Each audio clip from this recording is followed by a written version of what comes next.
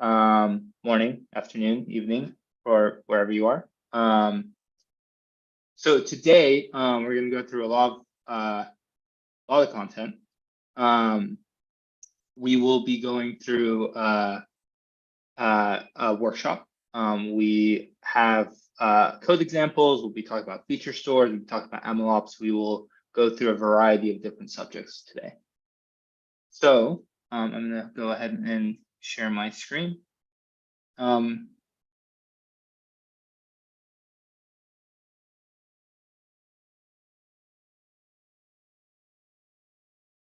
So the main goals, we have a set of goals that I want everyone to leave with from this webinar. One is I want to make sure that everyone leaves knowing what a feature store is, how it really looks to use, and the difference between the different types of features. And we'll go into what that means, but really I want to be able to explain how streaming versus batch versus on-demand all look and work. So the agenda today, we'll start with just a high-level MLOps breakdown. I want to talk about what the goal of MLOps is, what it means. We'll go a little more concrete into the parts of an ML platform, and then even more in depth into feature stores. That will give a good basis of MLOps, the problem space, etc. And we'll kick off into the workshop. The workshop will include building and training and deploying a model on SageMaker using Featureform, Spark, and Redis. I'm going to leave a little bit of time for an LLM AI preview. A lot of people mentioned in the question with the sign up that they were curious about it, so I thought I'd give just a taste of it. We'll do a actual workshop / webinar on it soon. And yeah, and then we'll leave time for Q&A at then. Any point in time, if you have any questions, feel free to throw them in chat. There's lots of kind of natural breakpoints throughout the conversation that I will use to answer them. Awesome.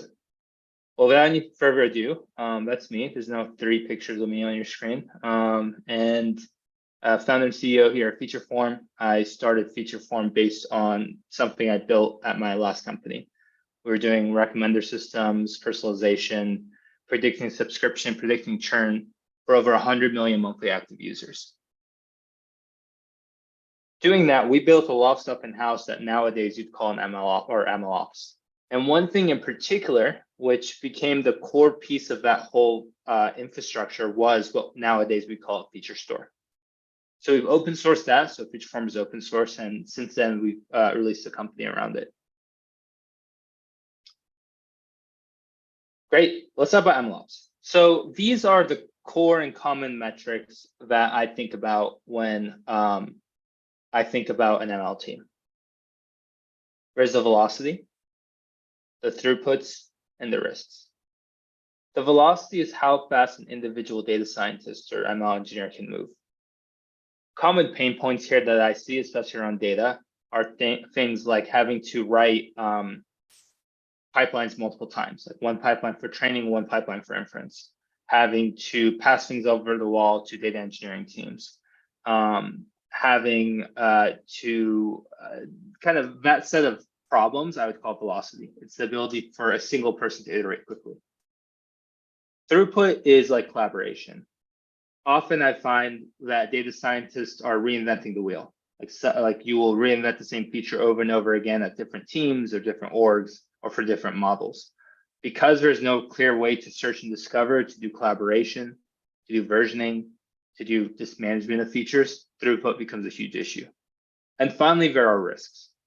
Some risks are model risks. These are things like data drift and the like. Some risks are regulatory risks. So a lot of machine learning, especially we're talking fraud detection, is going to touch very sensitive data. And so making sure that your governance rules are set up correctly and all that is properly handled is going to be crucial to making sure that everything remains clean and smooth. Now, that with everything I said, I wasn't necessarily focusing on, hey, like the problems to solve or being able to serve data really quickly or being able to solve a model quickly or being able to scale to a certain number of users. Those are core problems to solve. We call them the engine problems. You need the right ML engine to be able to handle your latency throughput requirements. However, we found that most people, most teams that we talk to and work with, they won't put, lots of the problems that they have are actually at the workflow layer. This is the layer of people. Like what's the process that a data scientist uses to get a feature in production, to share them, to reuse them, to use them in other models, to get it checked off by governance. That whole workflow is typically completely ad hoc, honestly. There isn't really much there, and a lot more time is spent on the engine piece. So throughout this presentation, we'll be talking about both, but Featureform is specifically designed not to necessarily be a faster or better Redis or Spark. That's why we use Redis and Spark, but rather to provide a standardized workflow to define, manage, and serve features. Great. Let's talk about the MLOps platform. These are the 4 modes that, as a data scientist or an ML engineer, you'll be in at any point in time. The first one is the data part. This is everything from analysis, just understanding what the data is, to feature engineering, to deployment. So I'll just call it data. Experimentation and training. This is where you're going to see hyperparameter tuning, experiment tracking, training, especially if you're doing like multi-node training. All of that kind of lives in experimentation. At the end of experimentation, you will end up with a trained model. Then you have to deploy it. So that goes to the next stage. How do I take a trained model and deploy it in production? There's a set of problems here that also exist, such as like canary testing, A/B testing models, etc. But deployment's another core thing. And finally, there's monitoring and evaluation. So once a model's in production, you want to monitor it. You want to understand how it's doing. You want to evaluate its performance and use that information to go back to these other modes. It's not necessarily linear, like I'm framing it.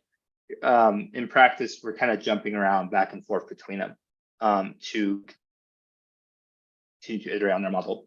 Unlike software, data science and ML is a very iterative process, which makes it unique. Feature stores specifically focus on this first mode, the data part. So feature stores aim to solve problems around the data part of machine learning. So it's a lot of scope. We have a long write-up about how we break down the layers of an ML platform. You can see at the bottom, I have those 4 modes from data, experimentation, deployment, monitoring. And on the left, I have the layers. These are more abstraction layers. At the bottom level, it's hardware. And then it goes up to compute frameworks like Kubernetes, services, which are things like Spark and Redis, workflows. These are the orchestrators where Featureform lives. And finally, the platform layer, which is kind of the broad abstraction over all of this that the data scientists interact with. So feature stores, and specifically Featureform, we call ourselves a virtual feature store, sits in the workflow layer. So it adds a workflow on top of Spark, Redis, and Pandas, and orchestrates them and makes them work together in a way that makes sense for machine learning. So let's dive deeper into that. First, let's talk about how we would build a feature today. Without any feature store, without Featureform, just how do data scientists build features? Well, typically, we're going to be working in a notebook. We'll use that notebook to define a set of transformations on top of our data sources. That could be on Snowflake, it could be on Spark, it could be in S3 data, it could be on Kafka, it could be in a lot of different places. So we're using the notebook. I'm using it to experiment, come up with features, come up with ideas, analyze the data, and eventually to productionize it. Productionizing it may be a set of bash scripts as well as things that can be done in the notebook, depends on the platform. And this could be things like running a Spark submit. It could be things, a variety of different things to get those features in production. So we need to kind of experiment, analyze, and deploy the features to get in production. And similarly, once it's deployed, we want to monitor them, evaluate them, etc. So these are the steps to get a feature in production, to build a feature.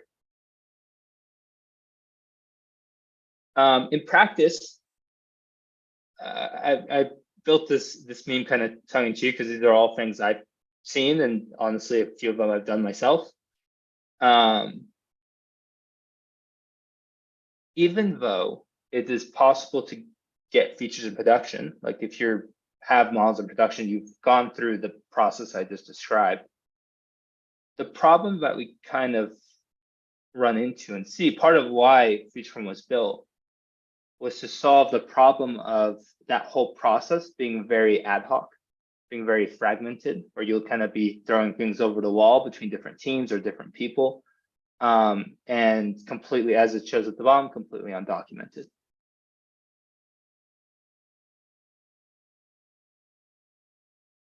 I have a few more memes for you to wake you up this morning. I have a lot of notebooks with some DF finals in them. And finally, just to top it off with one last little meme, this probably looks kind of familiar.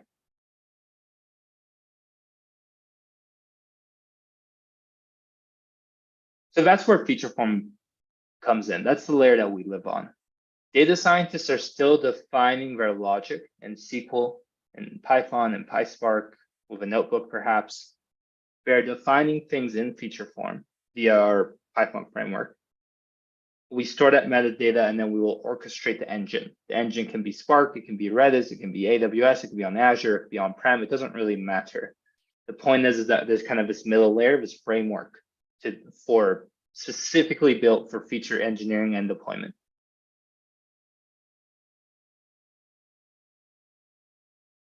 So I have a little deep dive here that I put together. So I'll switch out of this slide so I can zoom in and talk through it. This will really break down the components that make up a feature store.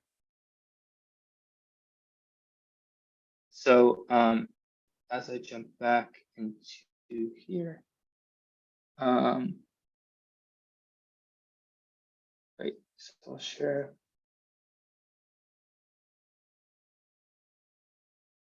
Cool. So this looks similar to what I just showed you. So there's kind of, data scientists on left and right, there's models.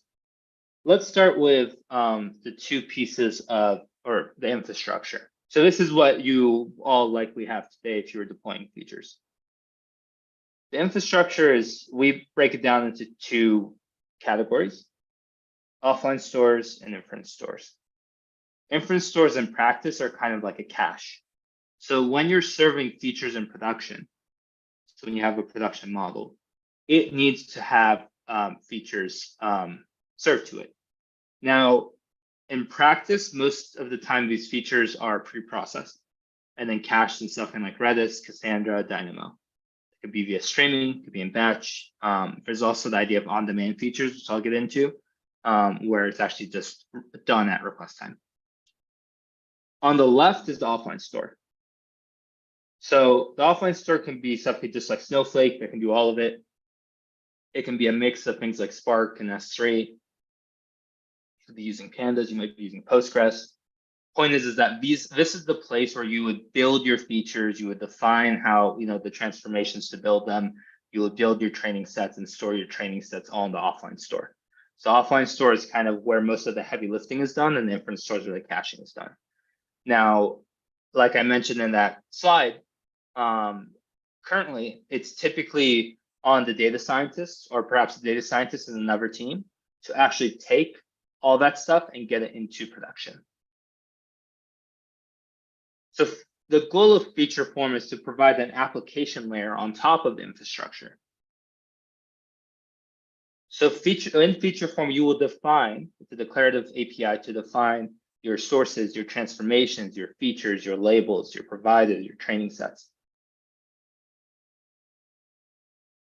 It will then, you see this kind of little guy down here, it will actually take these definitions and orchestrate your infrastructure to achieve that desired state. The name Featureform actually comes from Terraform, so that practice of like defining things and having something orchestrated is very much something we kind of borrowed from Terraform's ideology. It provides other components that are kind of critical to the feature pipeline, the feature engineering workflow that the infrastructure may be unaware of. This is things like search and discovery of features. So it's actual searching, versioning, sharing, being able to see lineage and the DAG. Like, what is this training set? What features make it up? How are those features defined? Governance and access control.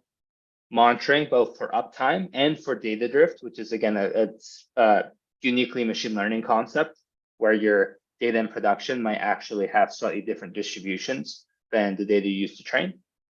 And finally, serving. For serving, you're gonna need to serve for both training and inference. You'd like to have one place you can serve for both, so you don't have to maintain two different pipelines. You want to be fast, typically, or at least as fast as the infrastructure you're using. And for serving, we have the idea of an on-demand function, which I'll get into. So as a data scientist, kind of zooming out, you'll be using the Python API, which I'll show momentarily, to define these definitions. You can use the dashboard as well. Not so much to define things, but to look at things, to search things, to discover things, setting up governance, the monitoring, etc. All that can be done via the dashboard. Models, on the other hand, have two APIs that they will be using. The inference API, which will serve them for when they're deployed in production, and the training API, which will serve them for training. So all this comes together and builds your stack. So this is the feature engineering stack.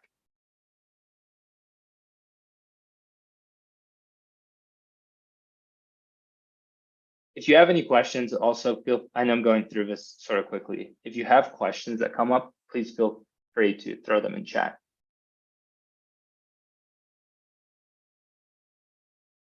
Great.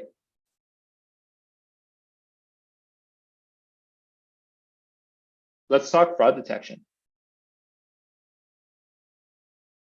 So what is fraud detection? What is fraud detection? The concept's kind of simple. You have typically a stream of data, some sort of time series. And in this case, we're going to be using transaction data of like pretty much like credit card transactions. And the goal of a fraud detection model is to identify which transactions are fraudulent.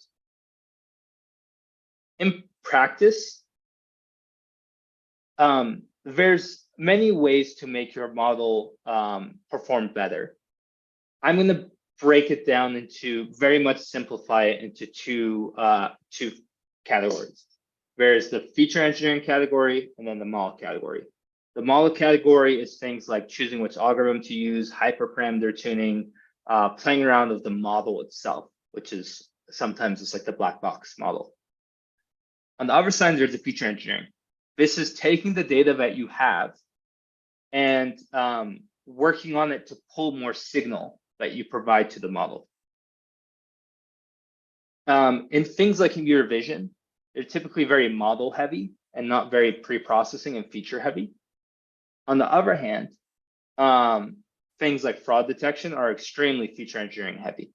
Most of the quality you'll get and the increases in performance you'll get are typically going to come from working with the features. And like I said, it's often streaming data, so that comes with its own set of problems, which I'll talk about. Cool. So I'm going to go through this. For this workshop, I'm mostly just going to be running this through myself.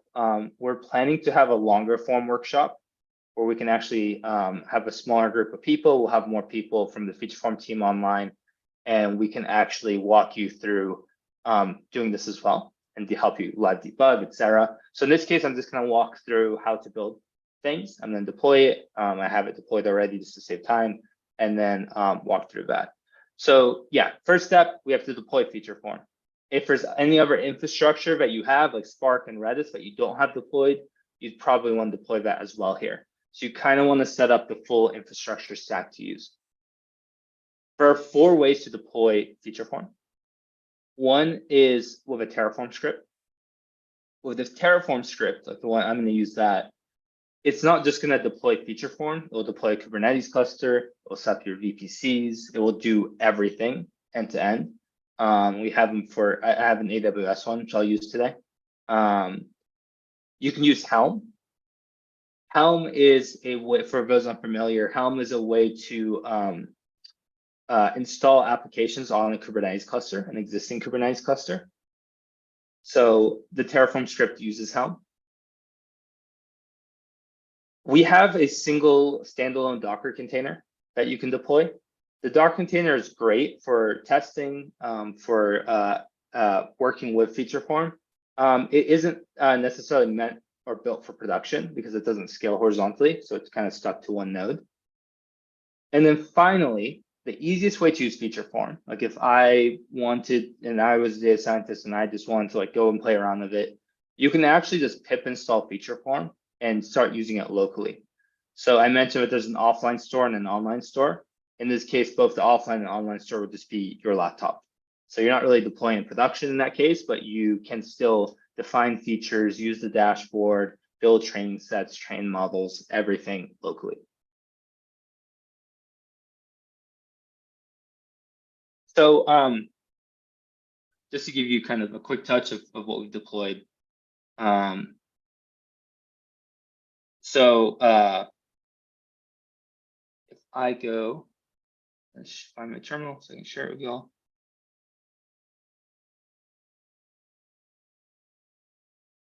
And again, I know I'm going through a lot, so if you have any questions, please feel free to ask in chat. Okay, so I have this terminal. So I'm in our Terraform, where we have Terraform. I don't know if this is sharing correctly. Oh, there it is. So yeah, I have this Terraform, all these Terraform files. I have some state. If I Terraform apply, it creates a whole stack pretty much from scratch that has all the VPCs, everything. So all stuff, it's 50 things. So that's because we actually built the whole network stack as well. So that's how Terraform works. There's also Helm. So if I Helm list, Helm is a way to deploy in Kubernetes. So I could, use this to see if I have Helm installed. I could even like look directly at Kubernetes. And if I get pods, I can see all my pods and like my services and everything. So there's like a metadata service, there's a dashboard, there's a coordinator, which is like the orchestrator, there's the actual feature serving, there's Prometheus for monitoring, there's metadata, and then I deploy a Postgres and Redis and a few other things just for this quick start. Yeah, and like I said, you can always just use Featureform just standalone, which I'll show a quick example of, but that's also kind of available to you. Cool. So I'll switch to back to my Chrome so I can show you a little more about the deployment and then jump into the notebook.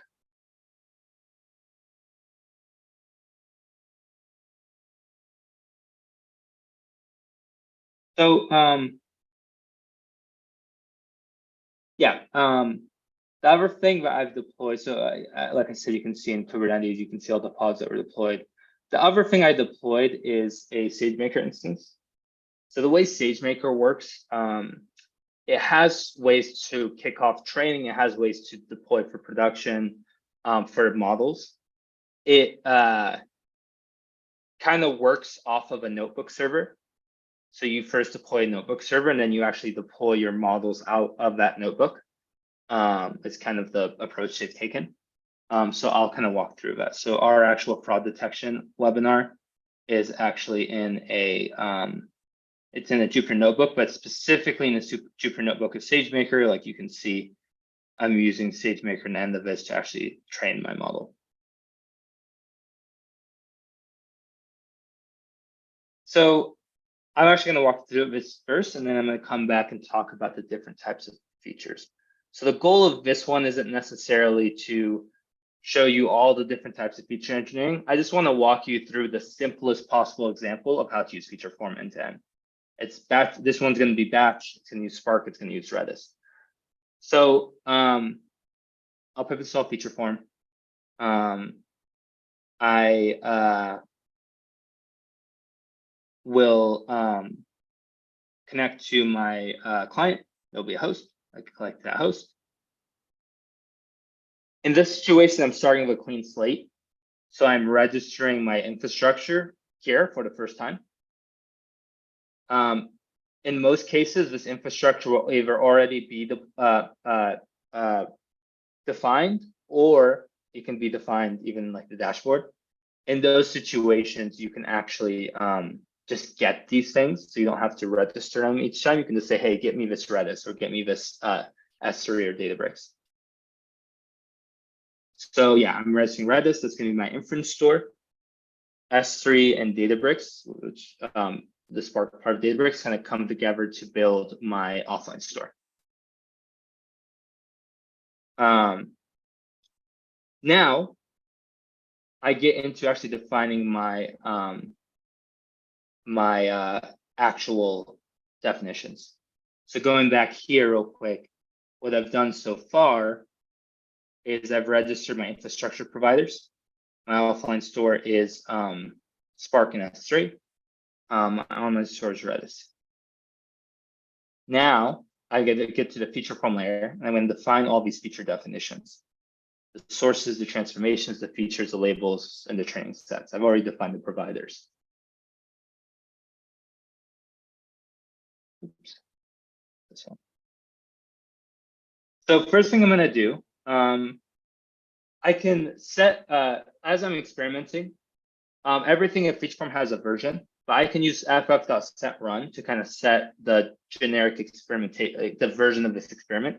So it can kind of group all these things together. Then I'm going to register my first source.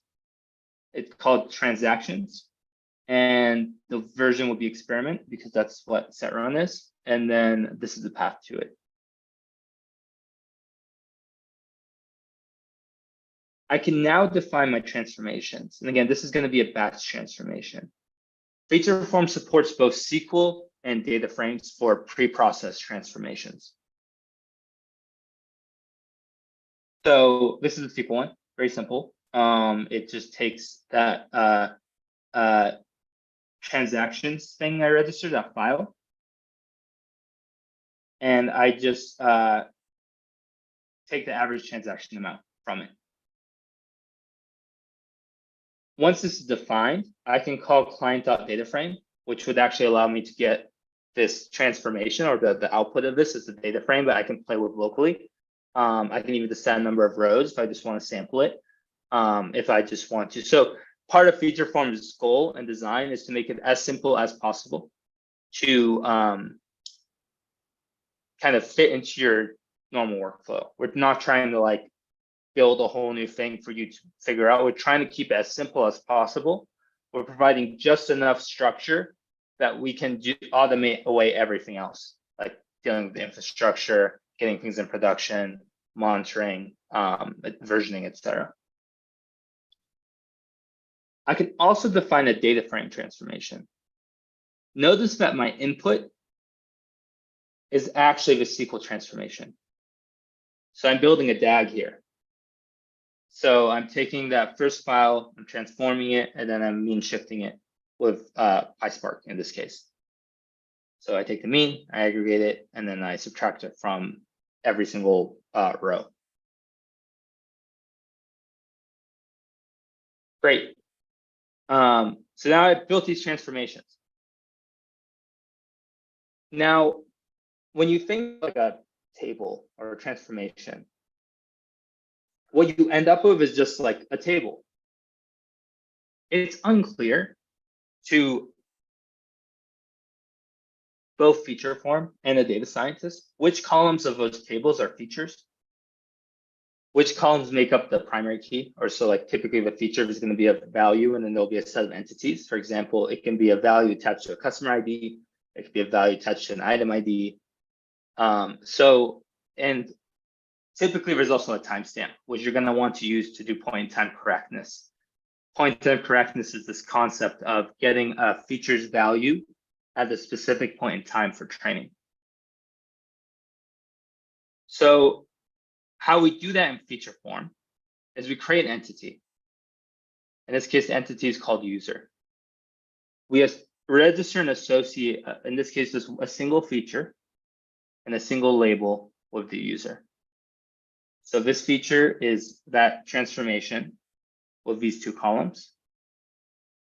The type is a type, inference store. This is where the inference store for this feature. If we're planning to use this feature in production, we can set an inference store and Featureform will automatically materialize this feature to the inference store.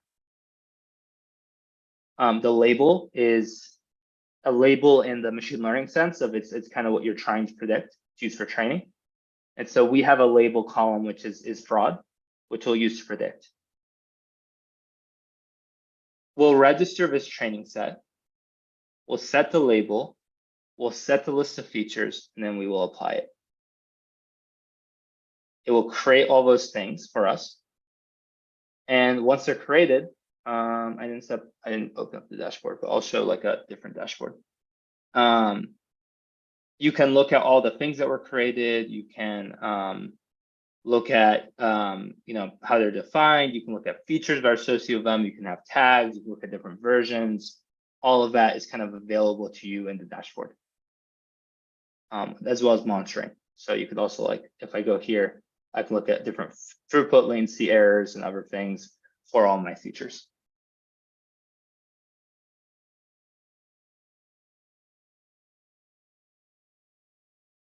Once I have a train set and it's created, I can start using it. There's two ways to use it. One is as a data frame, which is what I'm doing here. You can just pull the whole thing as a data frame, especially if it's a relatively small data set. There's also the streaming version where you can actually batch it. So you can like kind of loop through it in batches and train that way. Yeah, both ways are available to you. So I'm going to get this thing as a data frame. I'll do in this case, I'll do a train test split in the data frame way to get a train and a test thing. I'll upload them to SageMaker so that I can train.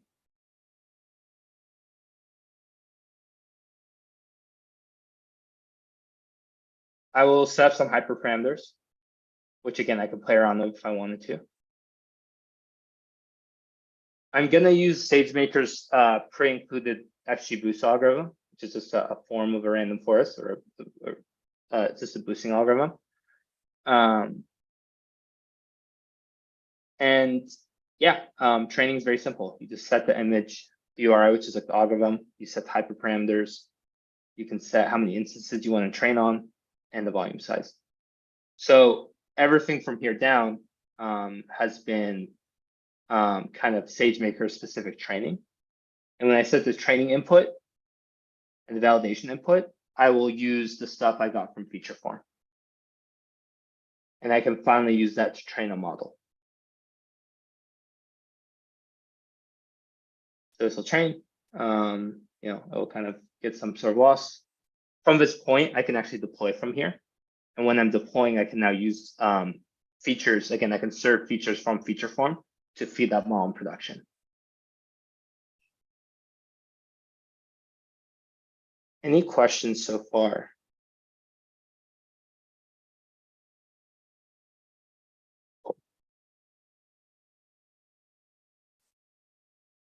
So there are three types of features. Notice that the transformations of the features I showed you right now was using S3 into Databricks. So that would build a feature at that point, and I could use it to build the training set.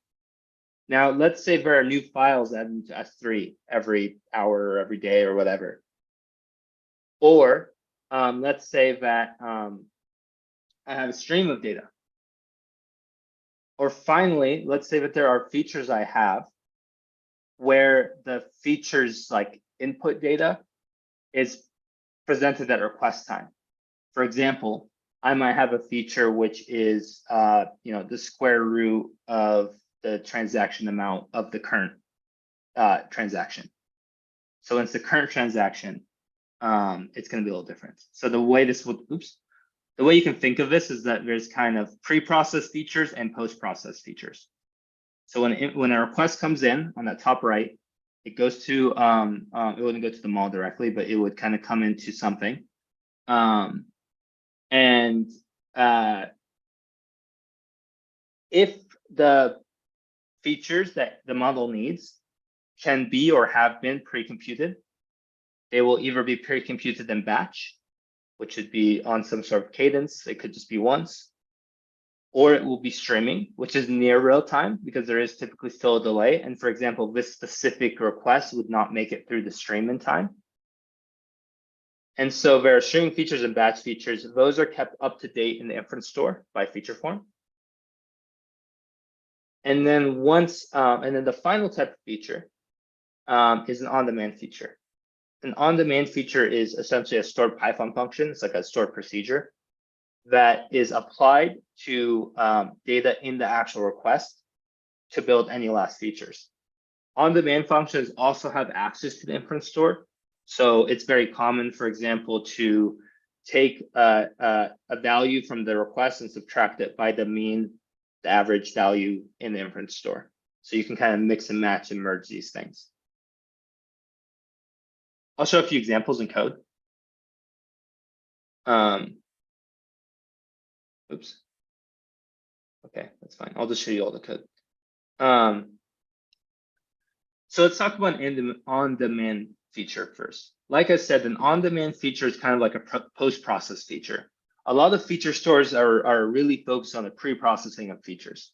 So an on-demand feature is a feature that has to be processed at request time. So it won't be stored in Redis. This is an example where I take the price, which is a parameter, and I divide it by a scaling factor, which happens to be in the feature store. Now, on-demand features don't have to use features in the feature store, in the inference store ever, but they can. And so you can kind of do it in many different ways. Once this thing is defined, when I do a typical like a features call, like the way I would get my features, I would set my parameters and I would set my entities if I need to, and I can work off of that, and it will print the value, which I would get.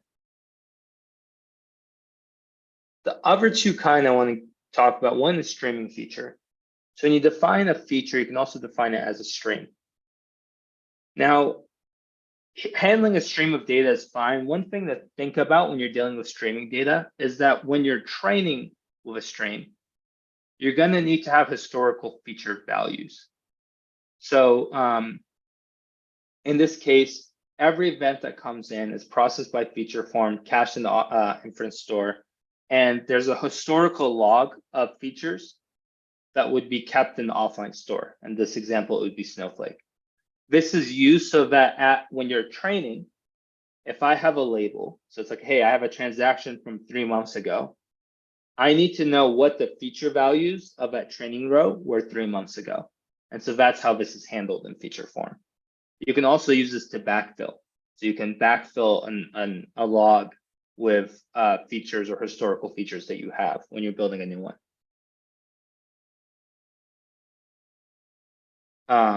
I should add that streaming is not in open source. It's an enterprise only thing, but pretty much, I believe pretty much everything else I've talked about other than governance and access control is going to be in open source.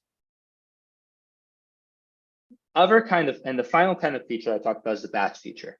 So I showed an example of this, but one thing I didn't show is the idea of a schedule and an incremental update. So you can set up your features, your transformations to be incremental, so that if it's incremental, you can kind of update or work on a smaller piece of data every time it's scheduled. And the schedule just means it will run, in this case, it will run every morning at 8 a.m. If you combine these things together, the batch, scheduled batch, streaming, and on demand, you can kind of get the right set of features that you need to train your model. And so for fraud detection, for example, it's super common to have all three and use all three. There's a lot of streaming features, which will just be things like the last 5 things the user bought, the last thing the user bought. On-demand features are just things that happen and transformations that happen on that specific transaction before it goes into the model. And finally, there's the batch ones, which typically will happen when you have aggregations or like large windows, like 30-day windows that you need. When you define all of this in Featureform, all the complexity of those three things kind of disappears. They all get unified in one place, in one repository. But like I mentioned, you can search and discover from, you can reuse from, you have for both training and for inference, for production.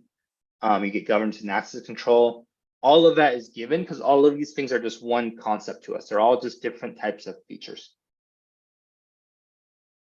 One last thing I'll show here, just because it sometimes will come up, is dealing with high cardinality features. Sometimes you'll have a feature where there are just billions of values, and storing that in something like even like Redis doesn't really make sense. And so one thing that's also cool about Featureform's approach, the fact that you can plug in the providers, means that you can mix and match providers. So you can have a feature in Redis and a feature in Cassandra.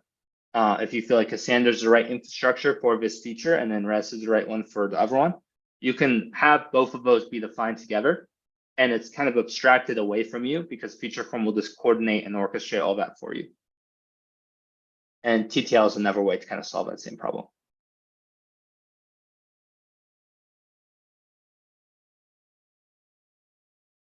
Cool.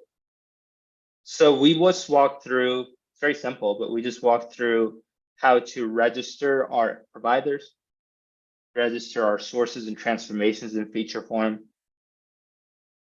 register our features, labels, and training sets, use it to train a model in SageMaker.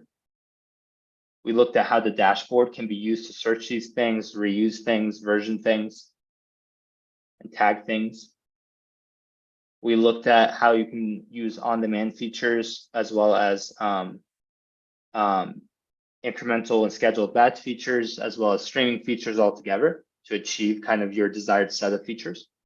And all that comes together to give you that full standardized feature workflow experience. Any questions? I know there's a lot of information and I went through it quite quickly, but I wanted to make sure I left at least a little bit of time for questions.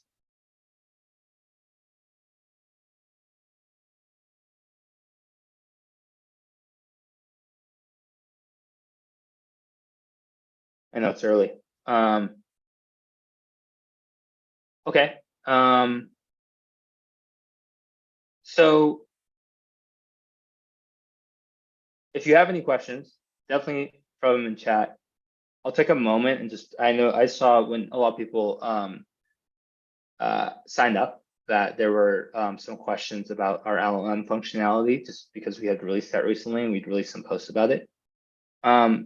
I thought it was kind of fun and relevant here because it actually, our LLM examples use both on-demand features and batch features together. So I thought I could give like a quick taste of it. Again, we've done longer workshops and webinars on LLMs, and we will do more in the future. For the thing I just showed you on fraud detection, also just a note, I do plan to do a longer form one. This one was like about an hour, and even then I've like kind of rushed and cut through things, and it still kind of gets to an hour. So we plan to do a longer form one where we will actually sit with you. You will deploy it. We'll get you credits on AWS or wherever else. We'll help you debug, and we'll actually build and deploy a model together. That will likely be close to like 2 or 3 hours. And then we will share the video later, for this video later, as well as the slides.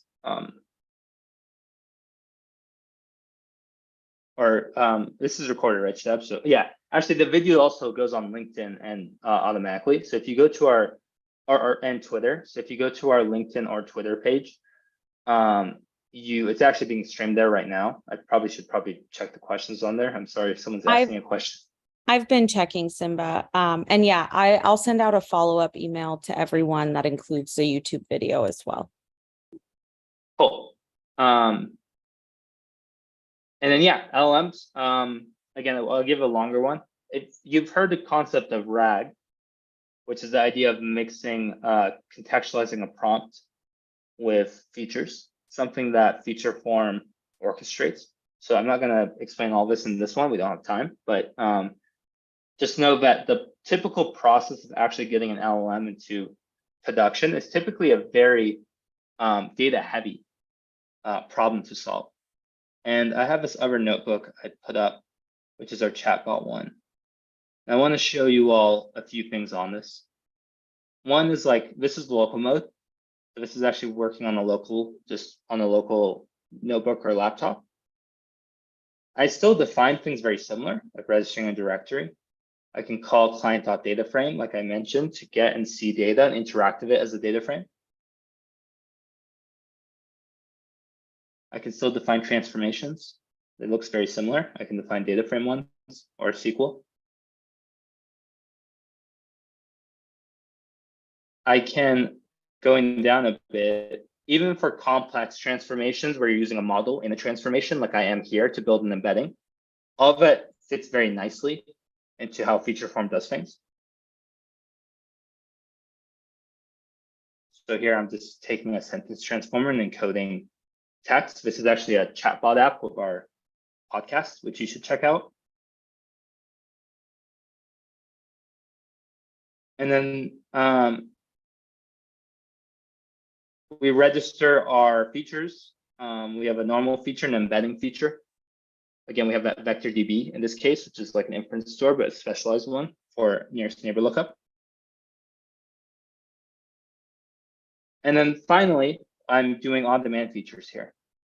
So in this case, in my on-demand feature, I'm actually using a sentence transformer model again to take content, vectorize it, and then get the nearest neighbors.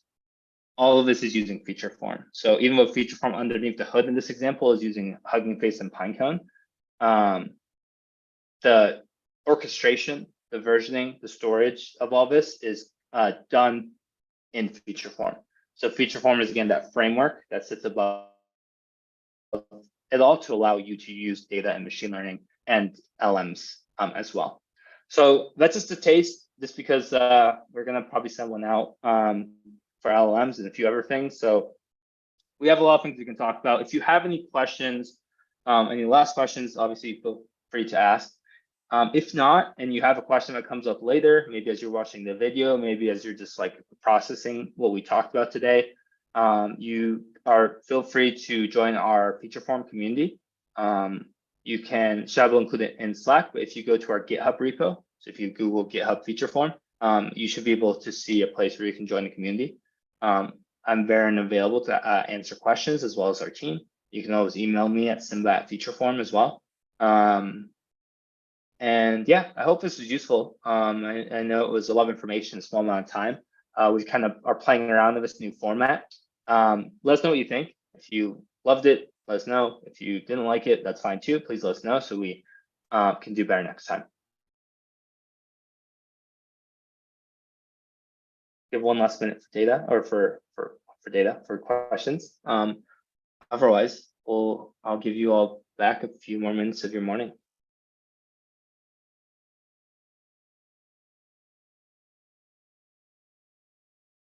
Awesome.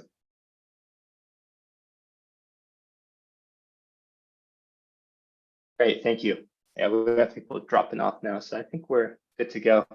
Thanks again, everyone, for the time, and hope this was useful.